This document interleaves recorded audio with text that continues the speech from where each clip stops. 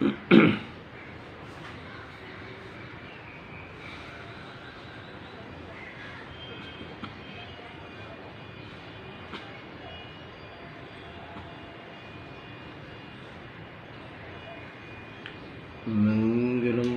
भगवान वीरो मंगलम गौतमगणि मंगलम कुंदार्यो जैन धर्मोस्तु मंगलम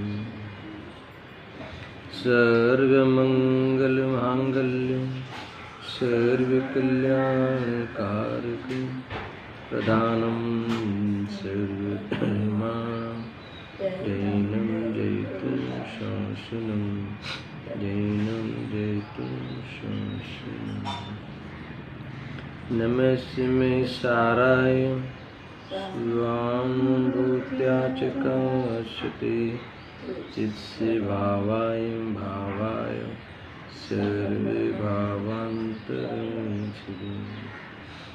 आत्मरूपयं अद्भुतं याहि लक्ष्य भवसिन्धुतरो आत्मरूपम्।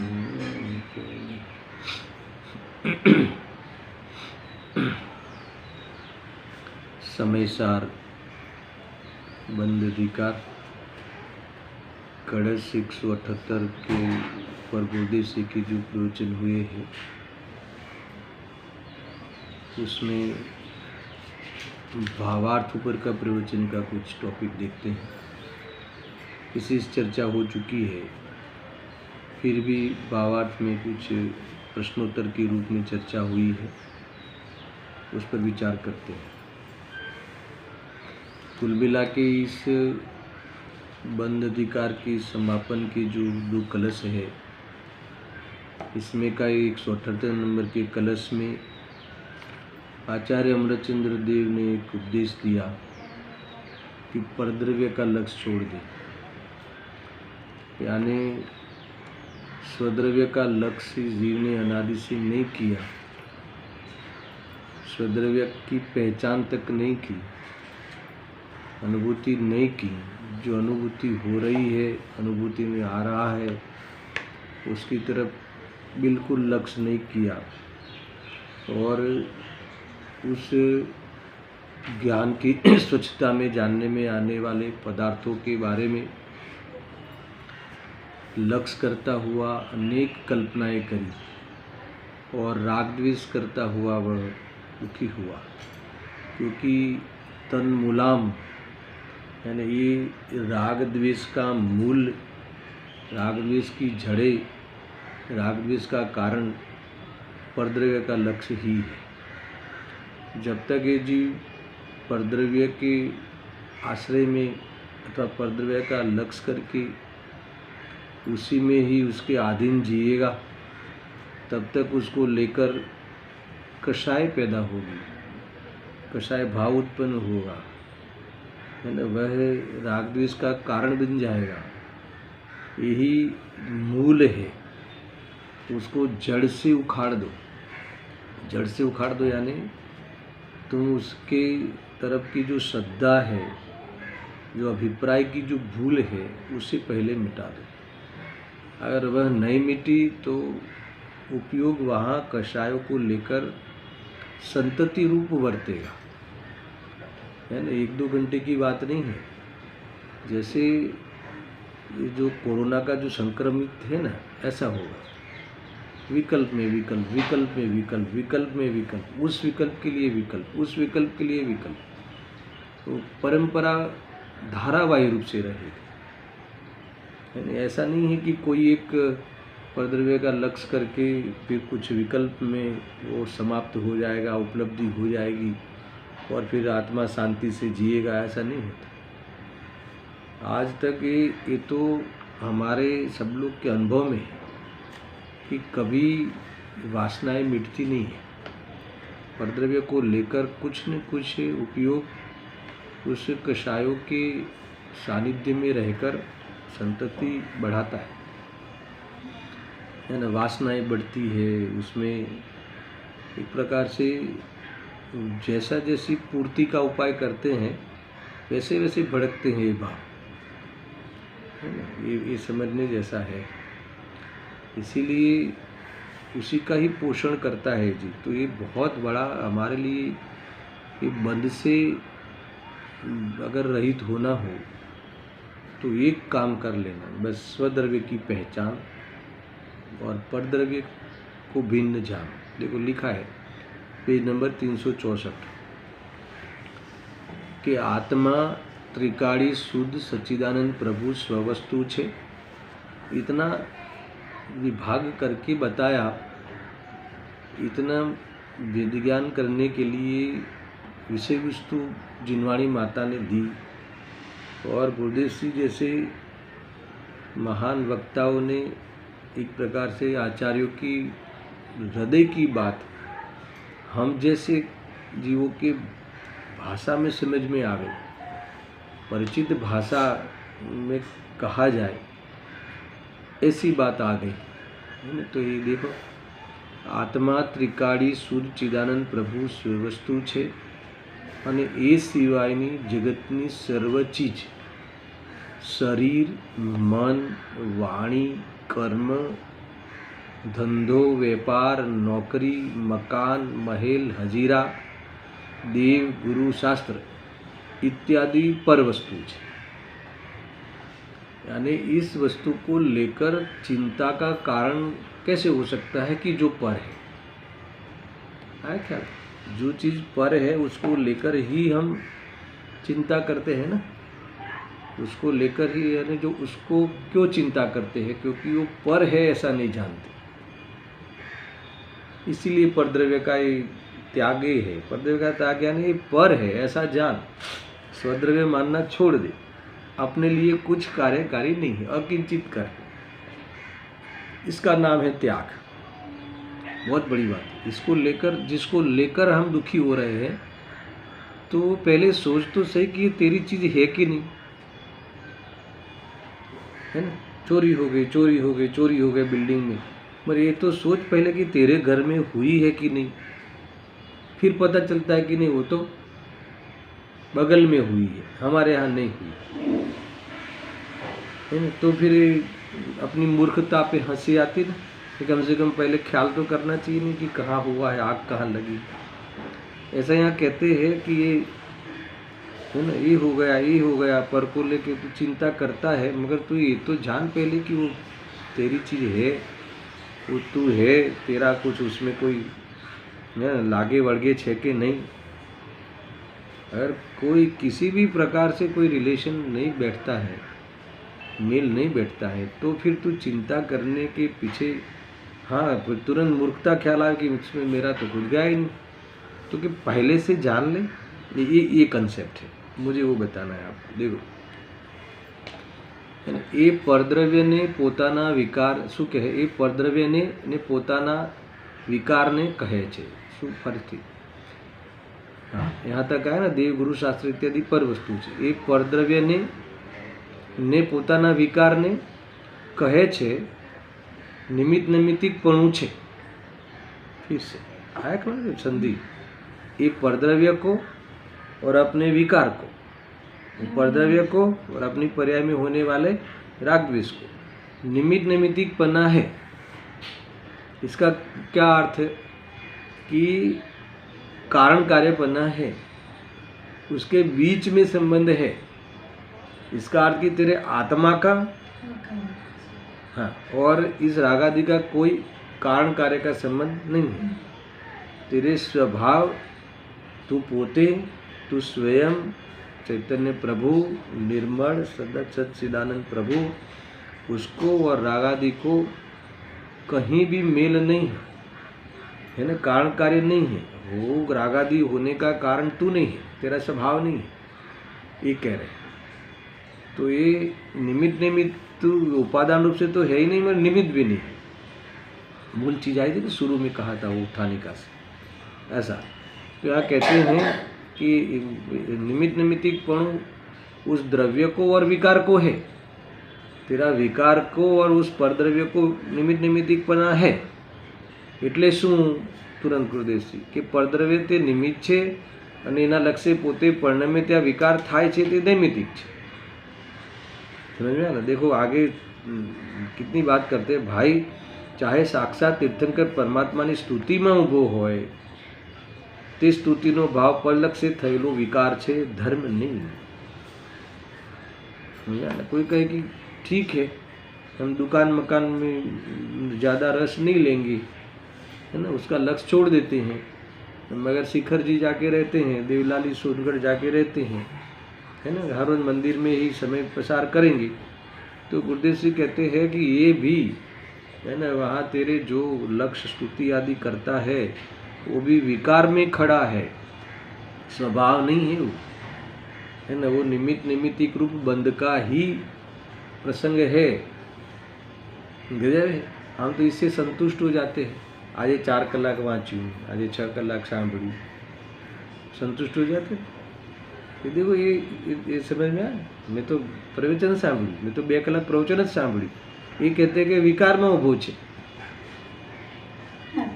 આત્મામાં નહીં है, धर्म નથી। निमित्तिक यानी नैमित्तिक भाव में जब तक रहेगा, नैमित्तिक भाव का अर्थ है कि निमित्त के लक्ष्य से होने वाला विकार, अब उसमें जब तक रहेगा तब तक बंद होगा। समझ में आया ना। तब तक तू अपने स्वरूप से च्युत रहेगा, तब तक तू अपने स्वरूप को प्राप्त नहीं होगा। कितनी बड़ी बात है। हमें उसी की महिमा आती है ना। कभी कहे भी शू करो छो, नहीं आज तो हमने 2 घंटा सुना, अभी इनको सुना, अभी इनको सुना।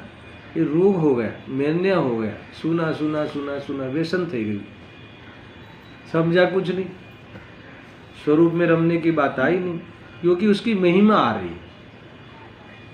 जब भी ये भाई हमें आने સાંભળ્યું नहीं, ये तो હું જાગી गयो तो પછી 2 કલાક પ્રવચન જ સાંભળ્યું। देखो मैं नहीं कहता कि वो परिस्थिति नहीं है, मगर वो परिस्थिति जिस रीति से तुम उसको प्रेजेंट करते हो महिमा के रूप में, समझ में, क्रेडिटेबल समझ के, तो ये कह रहे हैं कि भाई, है ने, भले साक्षात तीर्थंकर होय, समूह शरणમાં હોય અને એમના લક્ષ્ય સ્તુતિ કરતો હોય, એમની વાણી સાંભળતો હોય, तो ये કહે છે કે રાગમાં ઊભો છે, ધર્મ सुनने का नाम धर्म नहीं है ना, ये धर्म છે नहीं। ये बात आई तो बहुत भारी पड़े। तुमने परलक्ष्य नहीं छोड़ा, है ना, कोई परलक्ष्य छोड़ा, कोई परलक्ष्य नहीं छोड़ा, यानी घर मकान को का लक्ष्य छोड़कर तुमने आखिरकार मंदिर को पकड़ लिया। तुमने पर को छोड़कर स्व को नहीं पकड़ा। तुमने किसी पर का लक्ष्य छोड़ा, किसी पर का लक्ष्य किया, और इस रीति से किया कि देखो अभी हम बराबर हैं। समझा ना। जो धर्म के निमित्त है, ऐसे निमित्तों को पकड़ लिया। धर्म में निमित्त है ना, नहीं है, मगर धर्म का जो उपादान कारण है उसको नहीं देखा। धर्म का निमित्त तो तब कहलाएगा कि वो उपादान की ओर लक्ष्य करे, नहीं तो काय का निमित्त। तुमने तो उपादान से पकड़ा। ये कह रहे લ્યો એમ જાણી સમસ્ત પરદ્રવ્યને ભિન્ન કરવામાં ત્યાગવામાં આવે ત્યારે समस्त रागादि भावों संतति कपाई जाए। आप समझो ना, इसे भाव समझो। अगर ये तुम्हें समस्त परद्रव्यों का लक्ष्य नहीं छोड़ोगे, नहीं हमने तो ये 2 घंटा ये सुना, ठीक है, चलो आगे सोचते हैं उससे क्या होगा, उससे क्या होगा। तुमने आत्मा को देखा नहीं, उसमें आत्मा की बातें आई, वो बातें करी, सुनी, विचारी, तत्व का विचार किया, अनुभव नहीं किया, मान लो तो सब जीरो हो गया। आप सोचो उसका फल क्या होगा, उसका फल क्या होगा। स्वर्ग में जाओगे, उसका फल मुक्ति में तो नहीं गए। अच्छा, स्वर्ग में गए तो अब क्या करोगे, वही करोगे ना। वहाँ भोग सामग्री बहुत है तो उसका लक्ष्य करोगे, तो फिर संतति तो समाप्त नहीं हुई ना, संतति तो समाप्त नहीं हुई ना। कोई कहे चलो भाई हम एक छोटे घर से बड़े महल में गए, ठीक है, अच्छी बात, कोई बात, समझ लो वो परिस्थिति है। अब क्या करोगे, अब क्या करोगे, है ना। तो वहाँ निर्विकल्प हो जाओगे, वहाँ जाके भी उसके विकल्प होंगे, अधिक विकल्प होंगे, अधिक लक्ष्य होगा, है ना। यहाँ मान लो कि तुम्हारे पास पहनने के कपड़े 5 ही है ना, तो ज़्यादा विकल्प या 2 ही है और सफ़ेद ही पहनते हो। अभी कौन सा पहनना कौन सा नहीं पहनना, अधिक विकल्प नहीं करते, लक्ष्य नहीं हुआ ना अन्य अन्य पदार्थों। और तुम्हारे पास बड़े बड़े कबाट पड़े भरे हुए हैं, तो आज कौन सा मैचिंग, कौन सा नहीं, कौन सा, यही सब विकल्प बने। एक रूम है, सफाई कर ली, खत्म बात।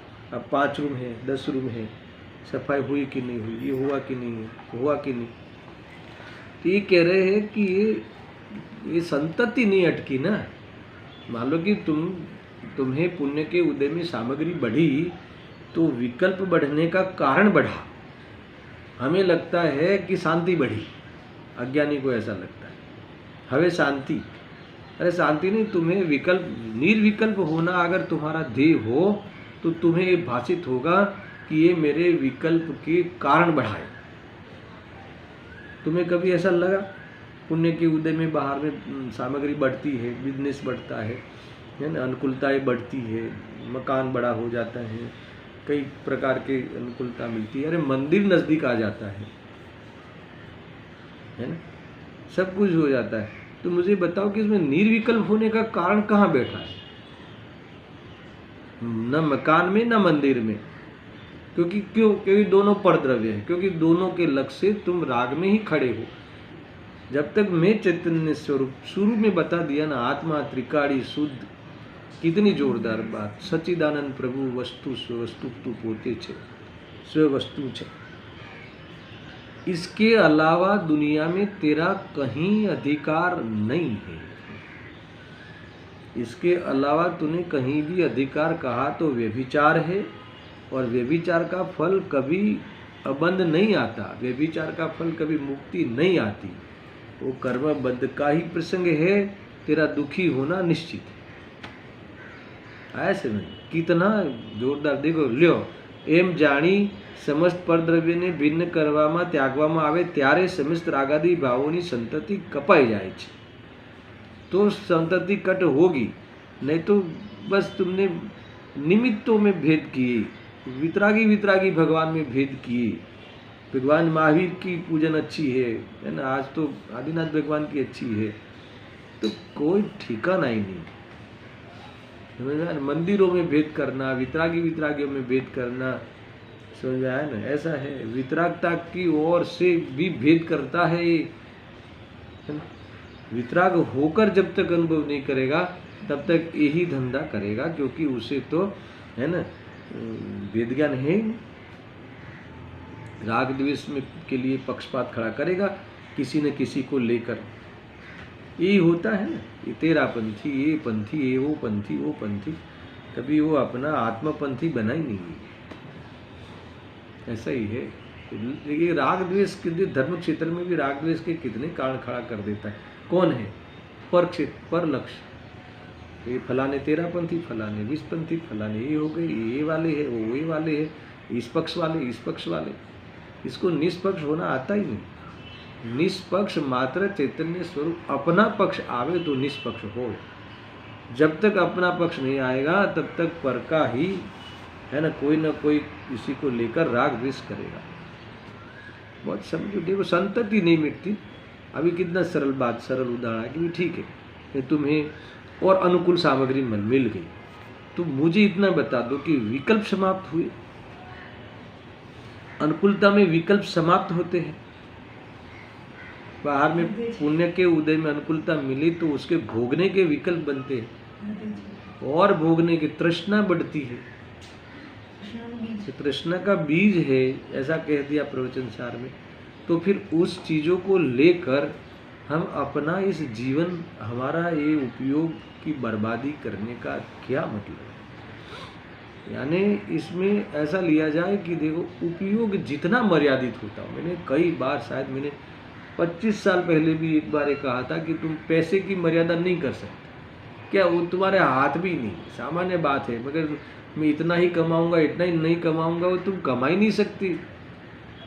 तुम उपयोग को मुझे नहीं लगाना है। मुझे उपयोग मेरे जीवन में है ना, 2-4 घंटे से ज़्यादा व्यस्त लौकिक में नहीं रहना है, लौकिक जीवन में अगर तुम हो तो ऐसा तुम कर सकते हो। इसके बाद करोड़ों का ऑर्डर आवे तो भी मुझे उसमें अटेंड नहीं करना है, ये तो तुम कर सकते हो।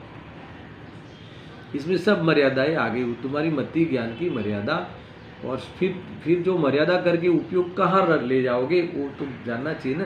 तो क्या उपयोग वेद ज्ञान के विषयों में समझकर वेद ज्ञान का प्रयोग में जाएंगे। तो ये है बाह्य साधना। अंतरंग साधना तो प्रतीति हो जाए तभी ही प्रारंभ होती है, नहीं करना, नहीं तो क्या करो, ऐसा है। देखो ये बाहर में धन आदि ज़्यादा मिल जाए ना तो फिर वो निरांत से फिर वो मनोरंजन में समय गवाता है, घूमने में फिरने में, वही बढ़ता है। ये कोई सिद्धांत कथन नहीं है, ये सामान्य कथन है। बाकी तीर्थंकर जैसे जीव, चक्रवर्ती जैसे जीवों की वो भी संतति को, है ना, बाहर की संपत्ति को छोड़कर स्वर्ग में चले गए, पुरुषार्थ वाले जीव होते हैं। मगर प्रायः ऐसा दिखना मिलता है कि तुम्हारी इनकम, लौकिक इनकम, बाह्य आजीविका अगर तुम्हारी 1 लाख से 10 लाख होवे तो तुम्हारा उपयोग उस मनोरंजन के विषयों में ज़्यादा लगता है। देख लेना, भोग प्रवृत्ति ही बढ़ती है, त्याग प्रवृत्ति नहीं बढ़ती, विरक्त नहीं होता जी। कदाचित फिर बीच में यात्रा आदि करे तो गुरुदेव सिंह ने ये भी बता दिएगा, ये पण रागमा જ ઉભો છે। कोई कहे नहीं हमने तो 2 बार यात्रा करते थे, अब 3 बार यात्रा करते हैं, क्या बात करते हो? अरे 3 बार यात्रा करते हो तो तुम पर के लक्ष्य में ही खड़े हो, खत्म हो गई ना बात। तो यानी राग है ऐसा। देखो जबरदस्त बात है ना। समस्त परद्रव्य देवगुरु शास्त्र सुद्धा बधाए माराथी भिन्न છે। એમ વિવેક વેદ જ્ઞાન કરીને પરદ્રવ્યથી લક્ષ્ય હટાવી લેવું, એનું નામ પરદ્રવ્યને भिन्न કરવું, त्यागવું છે। सुनना, पहले नास्ति से उठाया, अभी इसके बाद तुरंत अस्थि आ जाएगी। पहले समझो कि भी सब मेरे से भिन्न है, सब मेरे से भिन्न है। इसका अर्थ ये है कि अंतरंग परिणति में अपने अभिप्राय में ये समझ में आ जाना, ये बैठ जाना, मान्यता ये ऐसी हो जाना कि मुझे मुक्ति का काम या सुखी होने का मेरा जो कार्य है उसमें कारण परद्रव्य बन ही नहीं सकता। एक कह रहे, इसका नाम लक्ष्य हट जाना। समझ में आया? और ये तो नास्ते से बात उठाई, बाकी अनुभूति में ऐसा ही आएगा परद्रव्य के संबंध में। मगर स्वद्रव्य के स्वतत्व फिर लक्ष्य कहाँ ले गया? तो तुरंत शू कीधु है ना, શુદ્ધ આનંદ કંદ પ્રભુ પોતે સ્વતત્વ છે। એની પર્યાયમાં જેટલા પુણ્ય પાપના ભાવ થાય છે તે બધા નૈમિત્તિક ભાવ નિમિત્ત પરદ્રવ્યના લક્ષ્ય થયા છે। હવે જ્યારે પરદ્રવ્યને તેના લક્ષ્ય થતો વિકારે બેનું લક્ષ્ય છોડી દે ત્યારે એને પરદ્રવ્યનો ત્યાગ કર્યો એમ કહેવામાં આવે છે। એક छोटी सी बात उन्होंने बीच में लगा दी कि શુદ્ધ આનંદ કંદ પ્રભુ પોતે स्वतत्व છે। देखो आत्मा को आनंद के साथ मिला के क्यों कथन करते हैं? क्यों करते हैं? क्योंकि एक तो आत्मा में आनंद नाम का गुण है, ये अपने आगम से समझा। दूसरा, हम अपने ज्ञान अविनाभावी है आनंद से। तीसरी बात है कि जब ज्ञान वेद ज्ञान कर लेता है तो निराकुलता का स्वाद आए बिना नहीं रहता। इसका अर्थ यह है कि आनंद का कंद है, आनंद का दाता है स्वयं स्वरूप। समझ में आया ना? तो ये अगर स्वद्रव्य को इस प्रकार से इस भांति अपनाता है, सिद्धि कर लेता है, तो परद्रव्य और परद्रव्य के निमित्त से होने वाले पुण्य पाप भाव, नैमित्तिक भाव, उस सब का त्याग किए बिना नहीं रहे। त्याग करने का अर्थ क्या है? उपादेय बुद्धि छूटनी। जैसे उपादेय बुद्धि छूटी, उसके फल की अपेक्षा नहीं रही, समझ लेना उसका लक्ष्य गया, यानी समझ लो कि उसमें उपादेयपना गया। समझ में आए? अब फिर आवे तो आवे, जब तुम्हें किसी लौकिक में भी किसी व्यक्ति की तुमने अपेक्षा छोड़ दी, छोड़ दिया ने, तुम्हें पता चल गया कि इससे मेरा काम नहीं होना, ये मेरा काम कर ही नहीं सकता। लौकिक दृष्टि से बोल रहा हूँ, लौकिक दृष्टि से कि भाई ये मेरा जो काम करना है लौकिक में, उसका कारण ये नहीं बनेगा, ऐसा तुम्हारी श्रद्धा में हो गया। फिर भी वहाँ जाना हुआ या उसका आना हुआ, तो कोई फर्क नहीं पड़ता, ठीक है ना। बहुत फॉर्मालिटी रहती है फिर उस व्यक्ति के साथ, होता कि नहीं होता। ऐसे ही जब तुम्हें ये पता चल गया, और इतनी वहाँ तो ये भी है कि उसमें उदाहरण में और बढ़ना हो तो अपना काम किससे सधेगा वो भी मिल गया साथ में, तो तभी तो विश्वास हुआ ना कि इससे नहीं सधेगा। तुम्हारा निर्णय दो तरफा होता है ना, दो ओर से होगा, इससे होगा और इससे नहीं होगा। ये अनेकांत है, समझा ना, अनेकांत इससे कहते हैं। ये यानी मेरा काम मेरे आत्मा से ही होगा, अन्य चीज से नहीं ही होगा। ऐसा अनेकांत होने से अपने आत्मा की दृष्टि करे वो सम्यक एकांत। आत्मा की दृष्टि यानी प्रतीति अपनी हुई, यानी मैं ही मैं हूँ ऐसी प्रतीति हुई, वो सम्यक एकांत। आया ख्याल में? तो ये कह रहे हैं, देखो जबरदस्त, ये कहते हैं कि ये सब हवे ये जारे परद्रव्य ने तेना लक्ष्य थतो विकार। सुनना, એ બેનું લક્ષ છોડી દે ત્યારે એને પરદ્રવ્યનો ત્યાગ કર્યો એમ કહેવામાં આવે છે। देखो एक कैसी भाषा, इसका लक्ष्य छोड़ना, तब ऐसा कहने में आएगा कि परद्रव्य छोड़ा। तो तुरंत प्रश्न होता है श्रोता की ओर से, કહેવામાં આવે છે तो खरेखर શું છે? अगर परद्रव्य छोड़ा ऐसा कहने में आया तो इसका क्या अर्थ है? इसका अर्थ है कि नहीं छूटा, इसका अर्थ है कि सिर्फ कहना ही है, इसका अर्थ कुछ और है क्या? खाली आपने तो कहा कि परद्रव्य और उसके लक्ष्य से होने वाले प्रभावों का तूने लक्ष्य छोड़ दिया है ना, उसे स्वभाव में मिला के अनुभव नहीं किया, उसे अपना नहीं माना, अपनी चीज के खाते में उसको नहीं डाला, तो ये कहते हैं कि तो फिर इसने परद्रव्य का त्याग किया ऐसा कहने में आता। तो कहने का क्या अर्थ है? परद्रव्य का त्याग किया ऐसा कहवानो શું अर्थ છે? तो जबरदस्त बात है ये है कि परद्रव्य का त्याग किया ऐसा कहने का अर्थ है कि परद्रव्य का त्याग व्याग होता ही नहीं। इसलिए तुम परद्रव्य के त्याग में कोई है ना अन्य कार्य करने मत लगना, निमित्त को हटाने का या शरीर को सुखाने का है ना, या फिर वो समझ में ना उससे कैसे छूटा पड़ जाए, शरीर को कैसे धक्का मारे, तो ये प्रयास नहीं है, क्योंकि वो तुमने वो त्याग कर ही नहीं सकते। तो त्याग किया ऐसा कहा जाए, इसका अर्थ ये है कि देखो ग्रहण जिस प्रकार से किया है वो सोचो तो ये बैठेगा। तुमने परद्रव्य को ग्रहण किया तो कोई तुम्हारा हो गया, तुम उससे मिल गए, ऐसा नहीं होता है ना। देखो सामने होना नहीं होना, अरे सामने आवे ही नहीं, अरे मैं तो कह रहा हूँ कि अभी दुनिया में आया ही नहीं कोई बेटा तो भी एकत्व होता है ना। मेरा भी एक बेटा होगा, मेरा कोई मेरा बेटा होगा, ऐसा जो अभेद किया ना, इसका नाम ग्रहण किया। तो ये है ग्रहण, ये मेरी चीज है ऐसा मानना, इसका नाम ग्रहण किया। तो कि ये जब तूने ये मानना छोड़ दिया तो छोड़ा, तो त्याग तो मिथ्यात्व का किया, त्याग तो मान्यता की फिर भी उपचार से ऐसा कहा जाए कि इसने परद्रव्य का त्याग कर दिया। यानी परद्रव्य के त्याग में परद्रव्य का त्याग नहीं करना होता, क्योंकि ग्रहण ही नहीं होता, उसकी मान्यता तुम छोड़ दो। कोई कहे कि ये तो अच्छा है, मान्यता में छोड़ देंगे और अपने पास रखे रखेंगे, तो क्या इसलिए कह रहे हैं कि पूरी बात सुनो, रखे रखेंगे क्या, वो तेरे हाथ में ही नहीं है। ये रखना, बाहर में रहना, वो फिर चले जाना, यार बिखर जाना, या स्कंद बनना, स्कंद बन के तुम्हारे आत्मा के समीप में आना, ये सब पुद्गल द्रव्यनो गुण छे।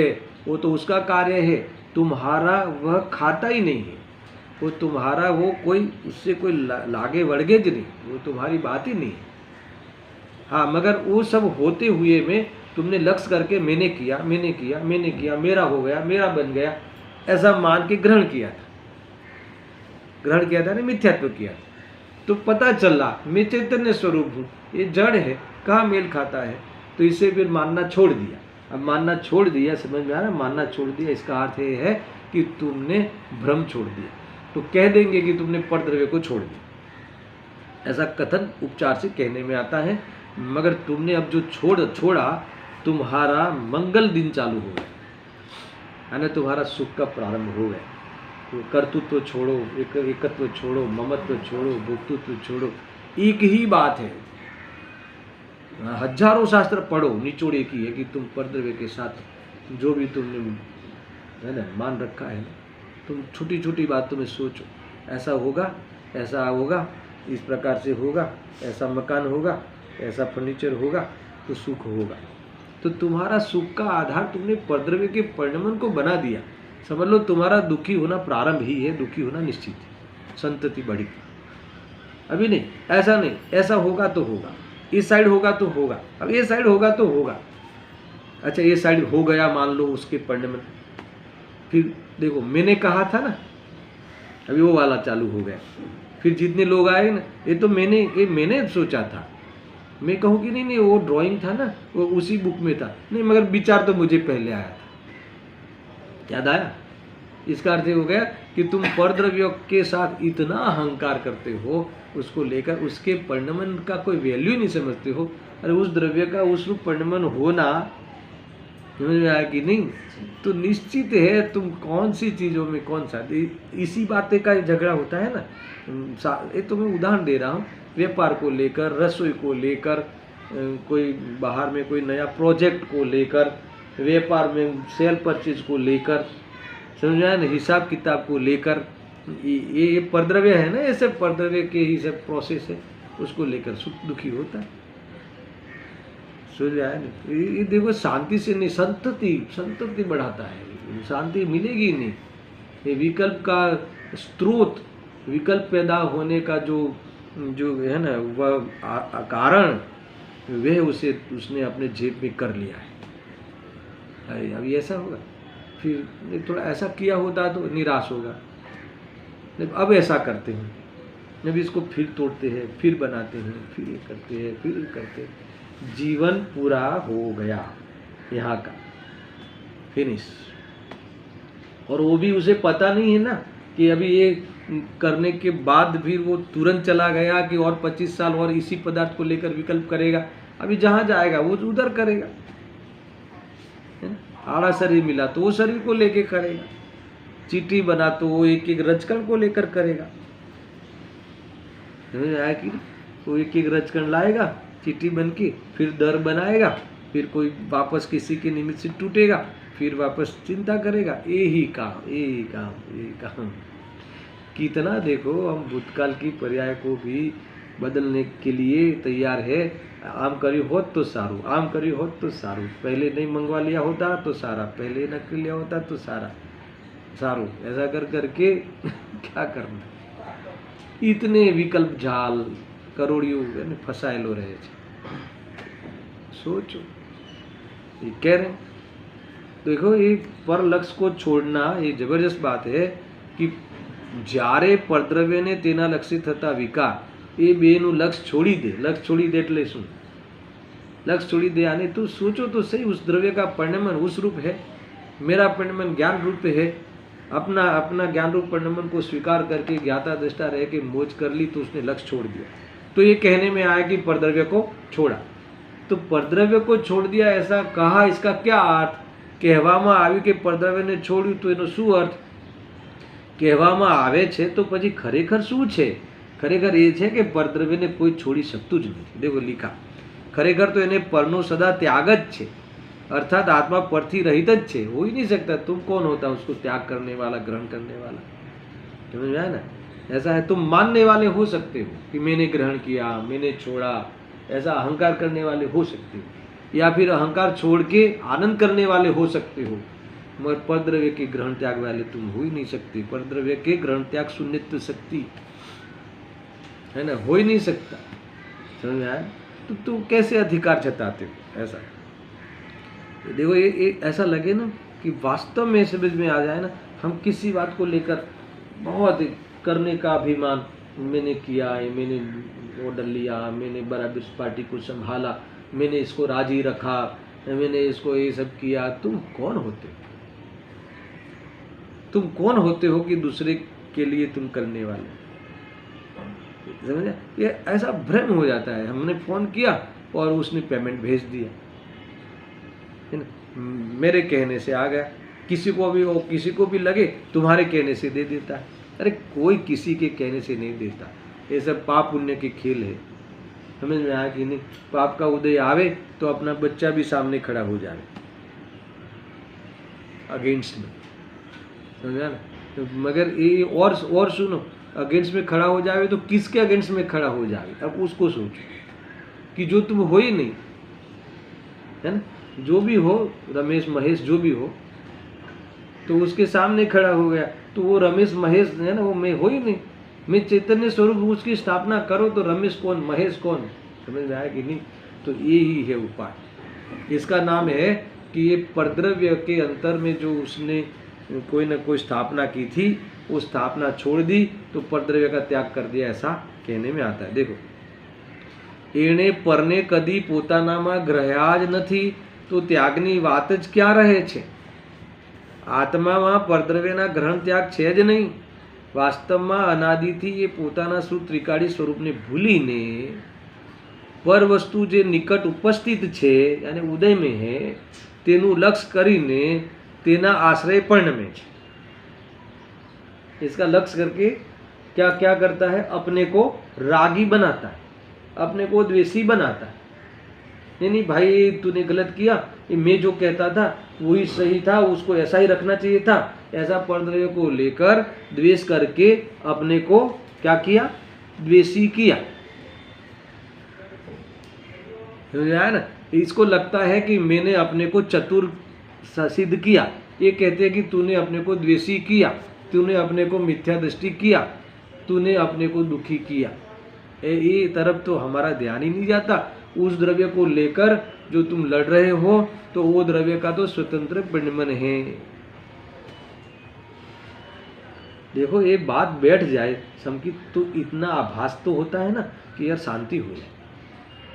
दुनिया में फिर कहीं हमारा कोई मजदूरी नहीं रही, हमारे विकल्प करने की गरज ही नहीं रही। सोचो, अरे विकल्प आ जाए तो भी उस विकल्प की सफलता के लिए ध्यान ही नहीं रहा। जब तक गृहस्थ में रहोगे विकल्प तो आएंगे तो भी फिर वो विकल्प का समझ में आ गया ना, विकल्प व्यर्थ है, परद्रव्य में मेरे विकल्प अकिंचित कर है, समझ में आ गया तो फिर उसकी अपेक्षा ही नहीं रहे। तो फिर वो जो बढ़ोती संतति थी, नहीं तू नहीं किया, नहीं तू नहीं किया, ऐसा ही करना था, वो संतति समाप्त हो गई। समझो तुम। और अनंतानुबंधी चली गई तो अनंत संसार का कारण ही नहीं रहा। राग आने पर भी अनंत बंद हो गए, ऐसी शक्ति नहीं रही उस राग द्वेष में। क्यों? क्योंकि उस राग द्वेष की हमें कोई कीमत ही नहीं, उस राग द्वेष की हमें अपेक्षा नहीं कि वो राग द्वेष के अनुसार काम होवे, ऐसी हमारी बुद्धि ही नहीं। इसका नाम है कि इसने सारे परद्रव्यों को दृष्टि में छोड़ दिया। समझ आया कि नहीं। यही एक माहौल बना सकता है, यही अपने लिए एक वास्तव में मुक्ति का प्रारंभ कर सकता है, यही जीवन। बाकी नहीं हो सकता। लाखों आवे लाखों जाए, पहली दूसरी बार नहीं है ये। राजा बने, देव बने, वैमानिक देव बने, संपत्ति अनेक बार आई, परद्रव्यों के बीच में है ना, अनेक बार ये रहा, मगर कभी शांति नहीं हुई। सोच लो भाई, छोटी छोटी बातों को लेकर जीव कैसा क्लेश कर लेता है। नहीं आम नहीं टेम नहीं, क्या करते हो ये देखो कितना जबरदस्त बात आएगी। नहीं शांति से रहे, शांति से रहे, शांति। फिर लोग क्या करें, बुजुर्ग समझाते भाई शांति रख, है ना। ये आने अपने आत्मा को कष्ट होवे ऐसा करो ही नहीं। मान लो कि मान लो सबकी तुम ड्राइव कर रहे हो, कार ड्राइव कर रहे हो, कोई आदमी व्यक्ति साइड नहीं दे रहा, या कोई तुम्हें ओवरटेक करके आगे चला है, कितना जीव परेशान होता है। ये हटता ही नहीं, इतनी नहीं होता है। और इस समय विवेक ही नहीं। अरे भाई उस द्रव्य का उस रूप परिणाम है। तू अपने आत्मा को क्यों न देखो, अपने समय पे ही पहुंचना है व्यक्ति, आगे पीछे नहीं पहुंचता। ये तो हमारी बुद्धि में, हमारी खोटी बुद्धि में जल्दी पहुंचना और ये टाइम पे पहुंचना, ये सब बातें क्या होता पहुंचना। मैं कह रहा हूँ कि उस फील्ड में नहीं सोचते हुए शांति के फील्ड में सोचना अगर तुम्हारा जीवन बन गया हो तो क्या विकल्प है, कितनी आकुलता करे। लेट गो करने की वृत्ति कहते दुनिया में से छोड़ो, है ना। और आधार तत्व है कि उस समय पे पहुंचना है, उस समय पे पहुंचेंगे, और पहुंच के भी क्या होना है, समझ आया कि नहीं। तो इतनी अगर वो 2 मिनट भी तुमने 2 मिनट अपने आत्मा को, है ना, वहाँ उस विकल्पों से छोड़ने का प्रयास किया, यानी वो ये विकल्पों के साथ तुम्हें जीना नहीं पसंद है, ये तुमने प्रूव किया। शांति रखो। आत्मा को इतना कसना और राग द्वेष करके कर्म को बांधना, वो तो गया और साइड नहीं दी तो नहीं दी, और तुमने क्या किया? समझ में आ रहा है? इतना इतना इतना परेशान, क्योंकि ये मैं एक ऐसे इसलिए प्रसंग बताता हूँ ये कि ये ऐसे प्रसंग तुम्हारे जीवन में, हमारे जीवन में हर रोज रहते हैं। जैसे हम कहीं ट्रैवलिंग कर रहे हैं, करते ही हर रोज कहीं ना ऑफिस जाते हैं, वहाँ जाते हैं, मंदिर जाते हैं, तो ये सब बातें बनती हैं। तो मैं तो ये कह रहा हूँ कि कब इसमें तुम इसको, इस तत्व को जोड़ोगे, जो यहाँ थीम बताई, वो थीम कब उस थीम की ओर से तुम सोचना चालू करोगे? अभ्यास और वेद ज्ञान कब करोगे? देखो, ऐसा नहीं है कि तुम तत्व से सोचोगे तो कोई गैर जिम्मेदारी हो गई या फिर तुमने अपने को कमजोर महसूस कर लिया, ऐसा नहीं है। कमजोर तो वो होते हैं कि जो उसको लेकर राग द्वेष करते हैं। कमजोर वो नहीं होते कि जो वितराग होते हैं, क्योंकि जो बलवान होते हैं वो वितराग होते हैं। समझ आया कुछ बातें? यार भाई समझो ये बात को। देखो, हाँ, આત્મામાં પરદ્રવ્યના ગ્રહણ ત્યાગ છે જ નહીં, વાસ્તવમાં અનાદિથી એ પોતાના સુત્રિકાળી સ્વરૂપને ભૂલીને પર વસ્તુ જે નિકટ ઉપસ્થિત છે, નિકટ त्याने अपने ज्ञान में ज्ञेय बने उसे निकट समझना है ना, अथवा उदय में आवे तो उसे समझना। और उदय में आवे वो भी तो ज्ञान में ही आता है, और क्या उदय होता है? तो फिर तकलीफ वहाँ तक तो स्वभाव है।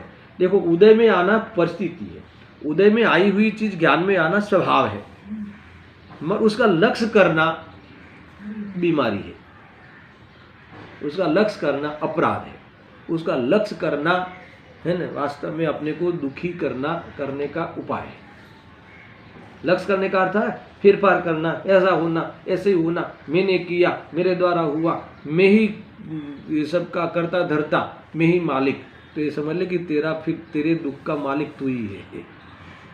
दुखी होना निश्चित है, ऐसा है, नहीं हो सकता बाहर है, विकल्पों के बाहर आ ही नहीं सकता, क्योंकि अच्छा लगता है, वो उपाधि लगता है। सही तो कह रहा हूँ, मैंने ही तो कहा था। अरे तू कौन कहने वाला, तू कौन करने वाला, तू जानने वाला। एक बात कर लेना, अगर ये बात की स्थापना अगर हृदय में होगी तो दुनिया में कोई भी संस्थाएं, कोई भी उदय, कोई भी परिस्थितियाँ तुझे दुखी नहीं कर सकती। बाकी समझ ले, कितनी भी मान लो कि अभी थोड़ी देर पहले कहा था, कितनी भी मान लो अनुकूलता आवे तो मुझे बताओ कि विकल्प की संतति समाप्त हो जाएगी।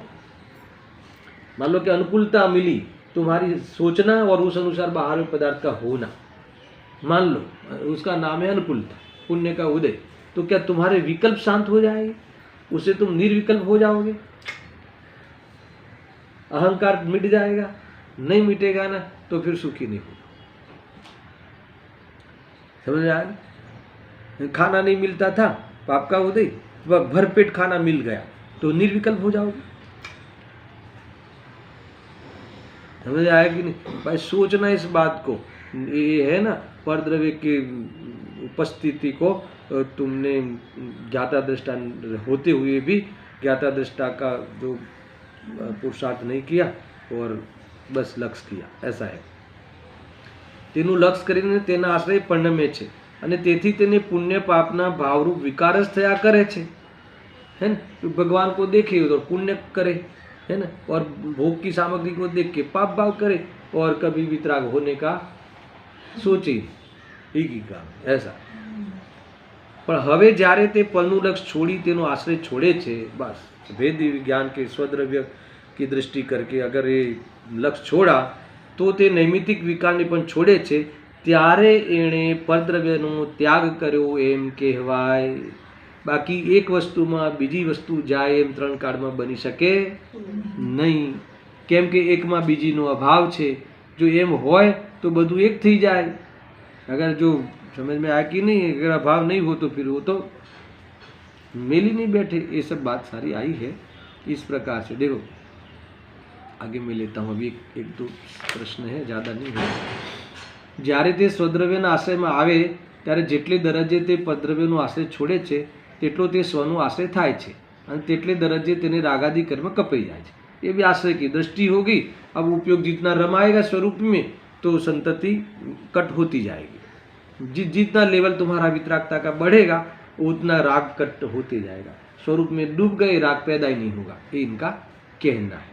લોકોને બિચારાઓને क्या खबर છે કાંઈ, એ તો આંધળે બહેરા કૂટાઈ જાય છે, શું થાય? अब देखो अंतिम बात, રડવું કમાવું એ ખાવું એ બિચારા સલવાઈ ગયા છે, સંસારના કામે આડે નવરા પડે તો તત્વાભ્યાસ करे ને।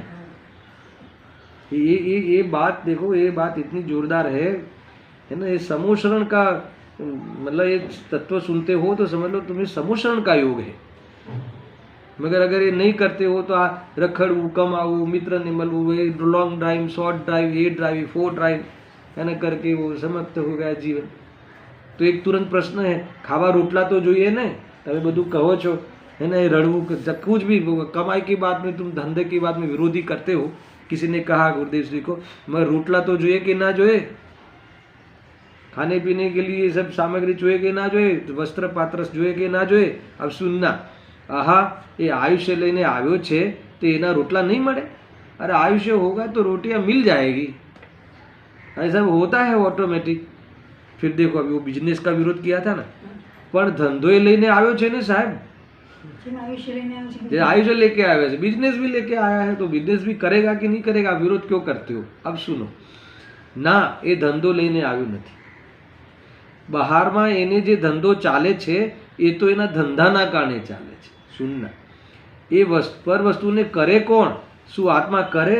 કદી ન કરે। અને ધંધાના લક્ષ્ય અનેક અશુભ ભાવ કરે છે, तो बिजनेस नहीं कर सकता। तो बिजनेस को लेकर अशुभ भाव कर सकता है, पाप कमा सकता है, ममता कमा सकता है, पैसा नहीं कमा सकता। ये गुरुदेव जी की पहले से बात आई है ना। तू आयुष्य लेके आया है तो तुझे वास्तव में वेद ज्ञान के लिए ज्ञान लेके आया कि नहीं आया? वेद ज्ञान के लिए तू आत्मा स्वयं यहाँ आया कि नहीं आया? तो वो तो बोलता नहीं है। और धंधा के लिए आया तो तू बस वो जिम्मेदारी ली, मैं तो इसलिए पैदा हुआ हूँ कि सबकी सरभरा करो।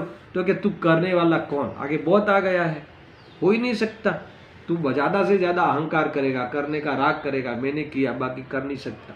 ये कह रहे देखो, ये धंधाना लक्ष्य એને અનેક અશુભ ભાવ કરે છે, એ તો વિપરીત પુરુષાર્થ છે અને તે નવીન છે। नवीन है, अभी वापस उदय में आया और जुड़ा तो नया चालू किया ना धंधा। कौन सा धंधा चालू किया? बंध का धंधा, पाप पुण्य का धंधा, यही व्यापार किया। संसार परिभ्रमणનું કારણ છે બાપુ। આ શરીરનું તું કાંઈ ન કરી શકે ત્યાં ધંધાનું શું કરે? है ना, एक बाल को तुम सफ़ेद होते हुए नहीं रोक सकता। तो तू इतना पदार्थों को मैं जुटाता हूँ, ये करता हूँ, सब झूठ છે, ગપ્પા છે। જોને શરીરમાં પક્ષઘાત થાય તો તેને હલાવી શકે છે, है ना। अभी अपने ही प्रसंग आया तो हिला सकते हो बात? ऐसा तुम हाथ कर सकते हो क्या? ये कहे गुरुदेव से। तो तुम हिला सकते थे ना पहले, अब हिला के दिखाओ। तो कि उस पदार्थ का परिणमन है, ये पदार्थનો સ્વભાવ છે, જાણવો તારો સ્વભાવ છે, બે ન્યારો ન્યારો છે। અને પક્ષઘાત થતો રોકી શકે છે બાપુ? એ તો જડ માટી ભાઈ, એ ભગવાન આત્માથી સદાય ભિન્ન વસ્તુ છે। એ તું કરે શું છતાં અરે એને અનાદિનું આવું અભિમાન છે, ऐसा गुरुदेव जी ने यहाँ कहा है। कुल मिला के देखो, अंतिम पैराग्राफ में पढ़ता हूँ, धर्मना नामे लोगों मार्ग वीखी नाख्यो छे, એને એટલી ગરજ ક્યાં છે એ बात मुझे बतानी है, थोड़ा सा पढ़ना चाहिए। એને કહે છે કે જ્યારે સમસ્ત પરવસ્તુનું લક્ષ છોડે છે ત્યારે પરના સંબંધે થતા રાગાદી ભાવને પણ છોડે છે, અર્થાત રાગાદીની સંતતિ એને કપાઈ જાય છે, એ રિઝલ્ટ। અને ત્યારે પોતાનો જ અનુભવ કરતો થકો કર્મના બંધનને કાપી પોતાનામાં જ પ્રકાશે છે। तभी अगर तूने एक सब वेद ज्ञान किया तो आत्मा को प्रकाशा ने आत्मा को अनुभव किया, प्रसिद्ध किया। जो प्रसिद्ध सिद्ध था उसे प्रसिद्ध किया, जो था ही उसे प्रसिद्ध किया। ऐसा પોતાનો જ અનુભવ કરતો થકો એમ કહ્યું ને, मतलब કે જ્યારે સર્વ પરદ્રવ્યથી હટી શુદ્ધ એક જ્ઞાનાનંદ પ્રભુ આત્મામાં એકાગ્ર થઈને એના જ ધ્યાનમાં રહે છે ત્યારે ધર્મ થાય છે અને કર્મ કપાય છે। લ્યો, આ પ્રમાણે કર્મબંધનને કાપી પોતે પોતાનામાં જ પ્રકાશે છે। આહા, જેવો અંદર ચૈતન્ય સ્વભાવ છે તેવા સ્વદ્રવ્યમાં ध्यान में जता पर्याय में प्रगट प्रकाशित है। अंत में अंतिम लिट्टी में बता देता हूँ, माटे जे पोतानु हित चाहे छे तो एवं करो। बस इतनी बात मुझे एक पंक्ति बतानी थी। क्या क्या करो? पहले हित चाहते हो यानी सुखी होना चाहते हो तो क्या करो? राग द्वेष करो, बिजनेस करो, क्या करो, तो एक करो, पर द्रव्य से भिन्न अपना आत्मा को जानो, तो तुम्हारा ये सारे कर्म कट हो जाएंगे, संतति तुम्हारी समाप्त हो जाएगी और तुम्हें तुम्हारा आत्मा प्रकाशित हो जाएगा, प्रकट हो जाएगा, यानी अनुभव में आएगा, यानी तुम्हें अपना स्थान, विश्राम स्थल, तुम्हें शांति रखने का कारण, तुम्हें वास्तव में विकल्प मिटाने का कारण, क्योंकि वो चैतन्य स्वरूप जानने देखने रूप हूँ, तो पर द्रव्य के विकल्प का कोई मायने नहीं रखता है ना। और सब द्रव्य अपने अपने कार्य के लिए तैयार है, तैनात है, इसलिए तुम्हें कोई जिम्मेदारी उठाने का भ्रम नहीं रखना। इसलिए क्या करो, है ना, इस प्रकार से अनुभव करके तुम वास्तव में निर्विकल्प हो जाओ। यही करो, अगर हित चाहते हैं तो यही करो। कोई कहे ठीक है अब कल से ध्यान नहीं देंगे, अरे तुम कौन ध्यान रखने का भाव आवे कोई मकान आदि का, तो तुम्हें ये रखे कि मैं कौन ध्यान रखने वाला, ये सीखो। वो राग सामने आवे तो ये राग के सामने तुम अपने को प्रेजेंट करो। राग आएगा, ये करूँ वो करूँ, तो तुम्हें ये कौन करे, ये बात तुम्हारे ख्यालों में, तुम्हारे चित्त में, तुम्हारे ज्ञान प्रकाश में, तुम्हारे हृदय में, तुम्हारे वर्तन में, अनुभव में रहना चाहिए सिद्धांत, तो सिद्ध बनने में देर नहीं लगेगी। ऐसी बात है। अभी 179 नंबर का जो कलश है, अंतिम कलश इस बंद अधिकार का, जिसमें ज्ञान ज्योति की महिमा की है कि अगर जो ज्ञान ज्योति जिसकी उदय होती है ना, उदित होती है, उसके समस्त संतति समाप्त हो जाती है और वही पूर्ण ज्योति केवल ज्ञान ज्योति को प्राप्त करके सदा काल आनंद को प्राप्त होता है। इसीलिए बंद के जो स्वांग को भी अगर भगाना हो तो ज्ञान ज्योति को, ज्ञान ज्योति रूपी दीपक प्रगटाओ। बंद का अंधकार मिटाना हो तो ज्ञान ज्योति का प्रकाश प्रगटाओ। तो जब ज्ञानी ज्ञान ज्योति को प्रगटाते हैं अथवा ज्ञान ज्योति को जो प्रगटाते हैं वो ज्ञानी होते हैं और उसे बंद का जो स्वांग था वो समाप्त हो जाए, भाग जाए, है ना, बंद का कोई भ्रम ही नहीं रहा। तो इस प्रकार से ज्ञान ज्योति की महिमा, अंतिम मंगल, आदि मंगल और अंत मंगल। आदि में भी ज्ञान ज्योति को स्थापना करते हैं आचार्य अमरचंद्र देव और अंत में भी करते हैं हर अधिकार की। इसीलिए हमें ये कल बहुत महत्वपूर्ण विषय की चर्चा होगी। सहजानंदी शुद्ध स्वरूप अविनाशी आत्मस्वरूप, सहजानंदी शुद्ध स्वरूप अविनाशी आत्मस्वरूप, सहजानंदी शुद्ध स्वरूप अविनाशी आत्मस्वरूप।